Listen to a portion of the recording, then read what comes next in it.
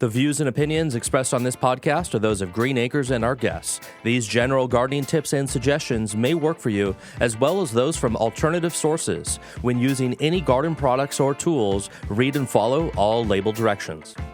And learn how to make your yard summer strong at bewatersmart.info. The Green Acres Garden Podcast is the podcast dedicated to helping gardeners hone their growing skills while we celebrate our love of plants. So whether you're new to growing or a seasoned gardener, you're sure to learn something new. Join the fun as we have conversations with world-class growers, passionate green thumbs, and professional garden experts from Green Acres Nursery and Supply. Listen every week. We'll answer questions you didn't know you had. And away we grow. Hello there, and welcome all you beautiful gardeners out there to the show. This is the Green Acres Garden Podcast, the home for all you green thumbs out there. I'm your happy host, Kevin Jordan, back in studio for another fine episode. It's been an amazing couple of weeks out in the garden, recording with Austin and all these amazing guests. I'm feeling it, man. It's an amazing time of the year. In the pollinator garden at the school, we've been noticing the monarchs. They're now formed up into chrysalises or chrysali. They're going to hopefully hatch, and we'll have some more butterflies. The edible garden, I mean, we're eating lemons. We're eating limes. we're eating the satsumas are coming off, Austin, the mandarins. I think if you're going to plant a citrus in your yard, maybe a Meyer lemon, but also I think the satsumas are just fantastic for where we are. But, I mean, we're harvesting, we're growing. And recently, we just came out of recording another episode for our Texas edition. Oh, yeah? So it's pretty cool. So for those who don't know, once a month, we are cranking out an episode dedicated to it's a Texas edition of the podcast. There are some nurseries, Green Acres Nurseries and grow grounds out there. And it's so cool. We're learning from people how they garden and grow in some of their unique conditions. So if you're curious on how other folks are succeeding out in the garden and overcoming some of the challenges, it's pretty cool. So check that out. I think we have a new episode dropping soon. For sure, yeah. So the first edition featured Destin Nowak, the Texas garden guy. That one's already out. You can check that one out. And then coming out soon should be just a few days is going to be Texas edition number 2, which is featuring Master Gardener Greg Grant out of Smith County, which is actually the same county where Tyler, Texas is, which is where we have our Houseplant farm. So there's a few stores actually in the Green Acres family out there in Texas. And you're right. I totally agree. It's been so fun to learn about this new region. And there's a lot of differences, but there's a lot of similarities too. So it's really cool to learn about this new place. I love it too. I'm fascinated. But that brings us to this week's episode, Austin. Okay, so what are we talking about this week? We're talking about a subject that allows people to have a beautiful oasis without having a backyard, without having a big yard or any yard, or even a patio. We're talking about houseplants. We got to meet up with CJ. He's a young green thumb out there in Rocklin. He works at the Green Acres out there. He's the houseplant buyer. Very knowledgeable young man, knows his stuff. He's been growing for handful of years now. He's got his own huge collection at home that he takes care of. And so in today's episode, we're going to pick his brain a little bit from A to Z. We're going to start with some of the easier plants that you can grow for beginners and how to be successful, from intermediate all the way up to expert level plants that maybe are a bit more challenging and fun and interesting, and a bunch of new oddballs that are out there that are just oddballs. Yeah, you're an oddball. Oh, dude, that's why I love it for sure. I appreciate that. Thank you. I'll take that as a compliment. Yeah, and so these beautiful plants that are unique and wondrous. We want to learn how to take care of it. When you bring them home from the nursery, you want to be able to maintain them and have them take off and it really explode with growth. CJ will help you with that. I think he actually had a lot to say that I really enjoyed, and even for someone like me, kind of a bit older than him and growing a little bit longer, he taught me, and I love that. And that's what's kind of fun about gardening and growing. There's always something new to learn. Okay, well, let's jump right into it. We sat down with CJ at the Green Acres Nursery and Supply in Rocklin, California. Let's go ahead and dive into that now. Here we go.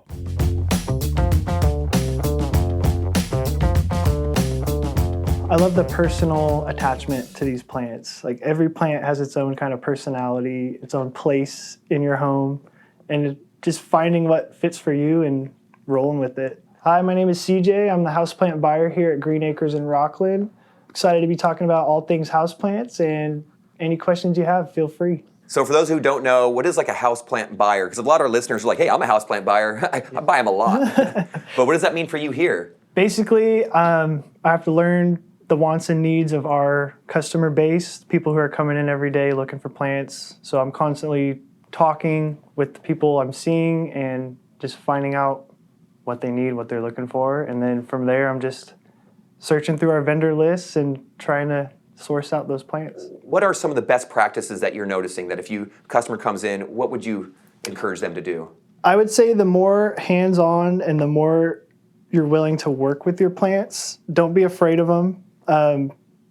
They can tell you a lot of what they need just by looking at them. Certain leaves will get droopy, certain stems will get wilty or start to lean to a certain side. It's just a matter of being hands-on and trying everything you can try, basically.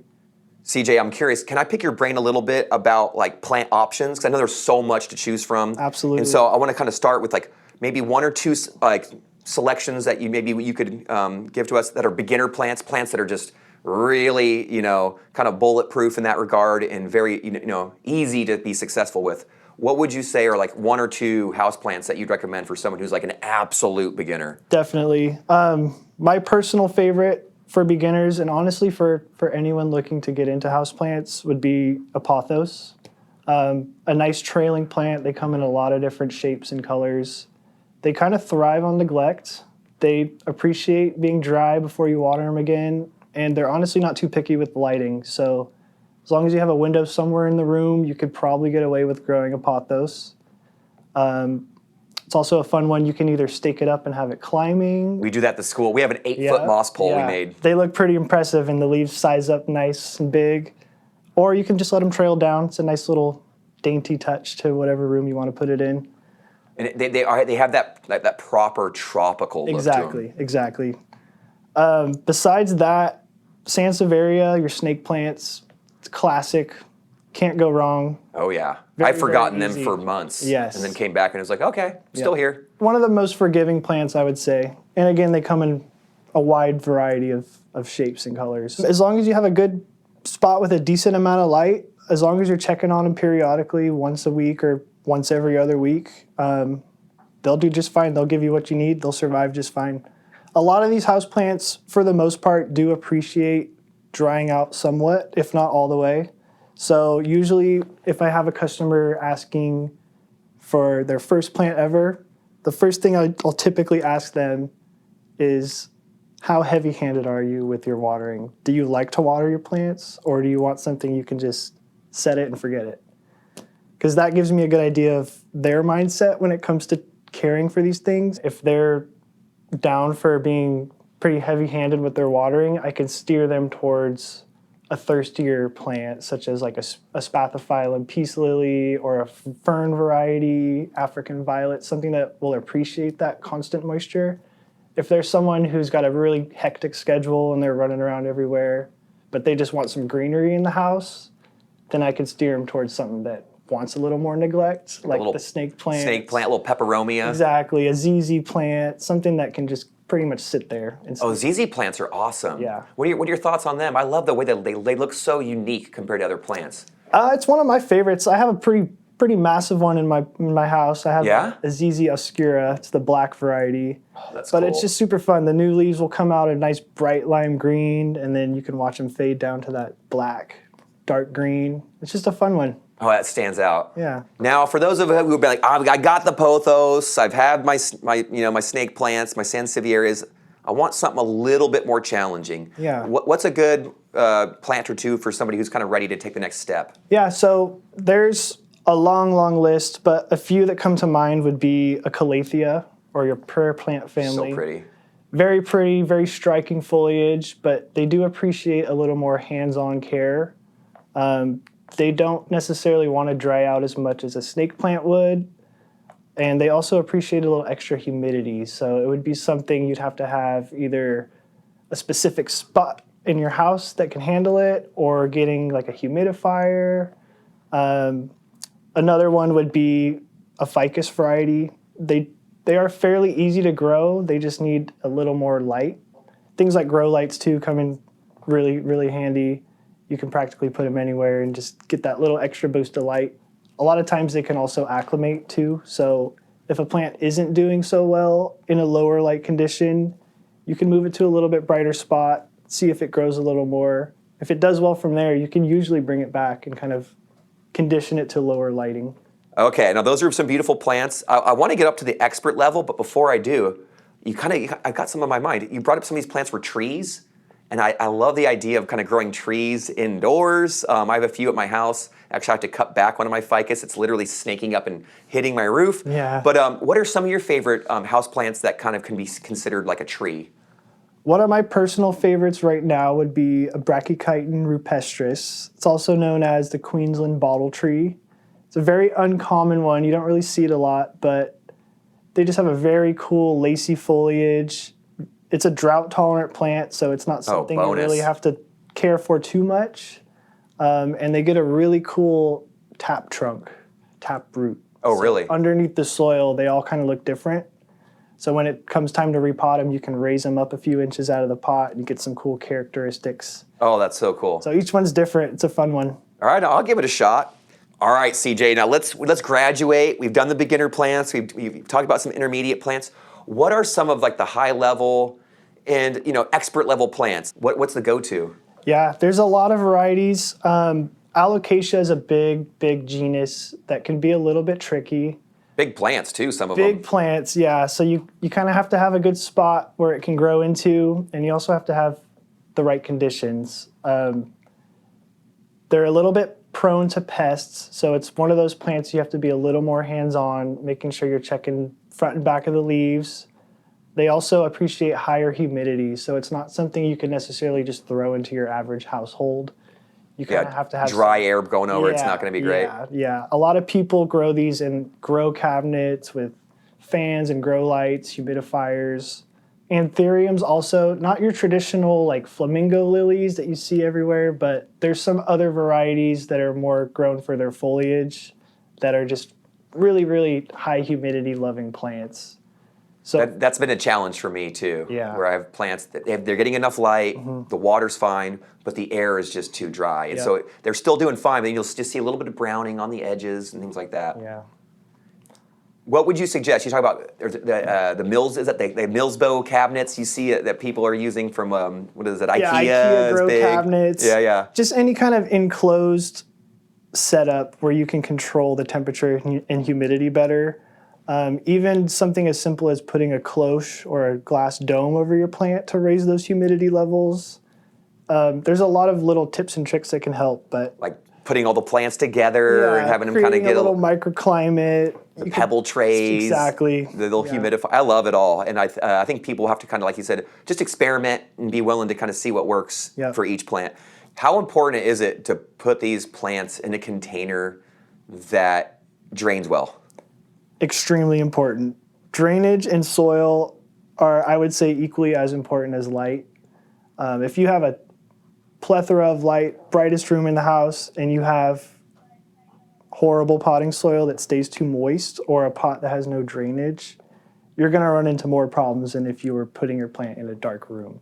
For sure. Yeah. Yeah, they die pretty quick when when their roots can't breathe. Root system is extremely important. It's 50% of the plant you're growing. So if you're thinking about your root system and your overall pot health, your plant will thrive. For sure. Yeah, it's like I notice a lot too, like a lot of decorative pots that people will get as gifts sometimes, and they'll have the plant in there and they don't realize the plant is in a container in this beautiful pot. The pot hasn't really been designed, it doesn't even have its own drainage hole, so it's in a way where you pull it out, water it separately, let it drain, let it drip dry, put it back in. And so I think that's an important consideration. So if anyone's listening, make sure your pot either has plenty of holes for drainage, and if it doesn't, you better pull that interior container out, water it separately. Yeah. Because if they just sit in like an inch or two of water, man, yikes. I have a few of my houseplants in that similar setup where it's in a nursery pot sitting in a decorative pot. I'll use that decorative pot to sort of bottom water my plants. So I'll fill it up about halfway, let it sit for 5 minutes or so, and then pour it out, let it drain. That way it actually gets to saturate a little bit. Exactly. It saturates the soil better. It also can help prevent fungus gnats. Fungus gnats will like to lay their eggs in the first inch or so of soil, and they like a moist soil. So by bottom watering, you're kind of taking that perfect breeding conditions away from them. Oh, that's great advice. Same thing with like adding a top dressing on your plant. a bark or a rock on top, that'll make it harder for those pests to get in there and lay the eggs. And in turn, it also will help keep the soil more saturated so you don't have to water as often. And it looks nice. And it looks nice, yeah. I've seen some people that are experimenting with like rice holes. Rice Have you holes is seen a good that? one too, yeah. Yeah, Some of our cool. plants will come with rice holes in the pot. It also helps with drainage, so it's a good soil additive. Interesting. Yeah, I haven't tried that myself, but I keep seeing it. I'm like, ooh, this is interesting. Yeah.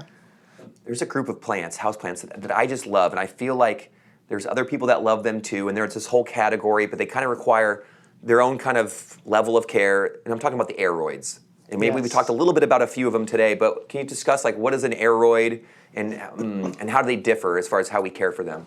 Yeah, aeroid is a huge, huge family of plants. A lot of the plants we've actually been talking about fall into that category. So your pothos, your monsteras, your philodendrons, even anthuriums. Basically, in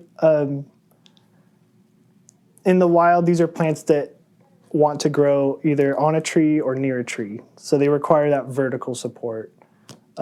Most aeroids want a really chunky, well-draining soil. So people will make what's called an aeroid mix, which you could honestly use for a majority of your houseplants, but it's going to be a little less organic and more coarse plant material. So orchid bark, sphagnum moss, you can throw in some pumice or perlite. Basically, it's just going to be a mix that retains water but doesn't stay soaking wet. Yeah, I feel like it's, like you said, it's chunky. There's a lot of pore space in there. Yes. So even if you are soaking it, it's going to breathe. It's going to breathe. It's going to dry out a lot faster than just a traditional potting soil with a lot of like earthworm castings or heavy organic material that tends to clump up. With your houseplants, you kind of want to avoid that. Their roots really want to breathe, and the chunkier, coarser your soil is, the better. They'll really appreciate it. What do you think is the most important thing to consider? What should people, when they take these plants home, what are the things that should be running through their mind? Like, hey, I'll make it beautiful. I'm going to keep this thing going. And like I said, they're in their juvenile state. I want to see this thing mature and be with me for years and years. What should they be doing? Like just coming home with? Honestly, I think the less you do, the better. A lot of people I talk to, they'll buy a nice plant, and the first thing they want to do is put it in this massive, pretty decorative pot. A lot of these houseplants appreciate being root bound to some extent. So when it comes to repotting them, 2 to 3 inches bigger, just a little bit bigger, upsize that pot. Otherwise, you're going to be swimming in soil. That root ball is not big enough to deal with that much soil. So when you go to water, the root ball will take up the water it needs. All that extra wet soil is just going to waterlog it. You'll run into root rot, other issues that you could definitely prevent just by keeping it in a smaller container. And then just slowly up potting it over time as it does grow? Exactly, yeah. Well, shoot, CJ, while I got you here, and I know this is maybe not traditionally considered a houseplant, but it's houseplant adjacent, and it's the right season for it. Poinsettias. Yes. All right, so it's a native to highlands of Mexico. It's a beautiful plant. It's kind of freaky, and there's cool new varieties all the time. But how do we make sure that they don't just die instantly or dry up or whatever? What is the best practice for bringing them home and taking care of them? Brighter light, the better. These are technically variegated plants. So those colors you see that you think might be the flowers, they're actually just variegated leaves. So you've got your bright reds and pinks and yellows. That's wild. They need brighter light to stay happy. They are a euphorbia, which is technically a succulent. It's a massive family of succulents. Huge family. Euphorbias are cool. Yeah. We should do a whole episode on those. I would love that. It's one of my favorite families of plants for sure. They're honestly not too hard. They're very showy as long as you don't let them dry out too much and you give them a good bright spot. Other than that, they pretty much just want to stay away from your drafts. So don't put them near your air conditioning vent. Just put them near your window, a bright, warm spot. Definitely take it out of the foil. You're going to want them, again, drainage is a huge, huge deal. So making sure that water has somewhere to escape the pot is always a good thing to worry about. Very cool. Now another one, and maybe since you're a succulent guy, this might be up your alley. And I feel like this plant's botanical name has changed. Like that's how long I've been around. Yeah, it changes constantly. Zygo cactus one year, Christmas cactus. Yeah. They're gorgeous. It's like each brought up cactus. They're beautiful flowers. It almost doesn't even look like a real plant. When you see them, you go, oh, this doesn't look real, but they are. Yeah. How do we keep them growing, living, and maybe even getting some repeat blooms the following seasons? Very similar care to your poinsettias, honestly. Brighter light, the better. They do appreciate a period of darkness starting before winter season usually. That's how you'll get those bright colors to form. Or if the photo period needs to be short. Yeah, they like a long period of darkness before they rebloom for the season and enter their growing season. Christmas cactus, I feel like, is one of those plants that you see your grandma has it and it's massive and you're like, what's the secret? What's the secret? And just give it a good repot after the growing season. Again, well-draining soil and not letting it dry out too much. Oh, so keeping it consistently moist. Interesting. Pretty much. It's a cactus, but it's a jungle cactus. So it's epiphytic or lithophytic in the wild, meaning it'll grow on rocks or grow on trees. So their root system isn't really adapted like a true desert cactus would be to handle. It's got me thinking about that dragon fruit I was talking about. Very similar. Very similar to the dragon fruit. Same kind of growing too. Because it's like a cactus. It's like tropical cactus. Yes. So cool. And it grows up trees and whatnot. Just don't be intimidated by houseplants.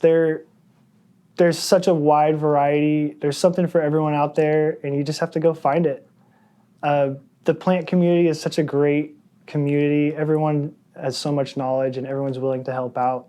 So just being around people like-minded who want to grow these plants and be around them, you'll learn so much. If somebody comes in to come talk with you, hopefully, and to check out the plants, what is that experience like when they walk into that greenhouse and they see these houseplants? What are they going to see, and kind of what's maybe like a beginner's guide to how to like kind of navigate that area? Yeah, so the good thing about our greenhouse, we have everything pretty much set up based on lighting and watering requirements. So as you walk through, you'll walk into usually the darkest part of the greenhouse. We'll have our lower light specimens in there, your ZZ plants, your snake plants. Every table has a little metal chart with basic care on it, and we're more than happy to help show everyone around. It's like walking into a jungle. Well, folks, that is CJ. Come visit him. Can they come visit you out here? Absolutely. All right, so come out here, talk to CJ. He's at the Rocklin and Green Acres Nursery and Supply, and he will be here to help you and answer your questions and just geek out on plants with you. Always. CJ, thank you so much, man. Hopefully we can have you back on. We'll talk more cactus and succulents and whatever else we can talk. I'd love to have you back on. I'm here for it. Thank you.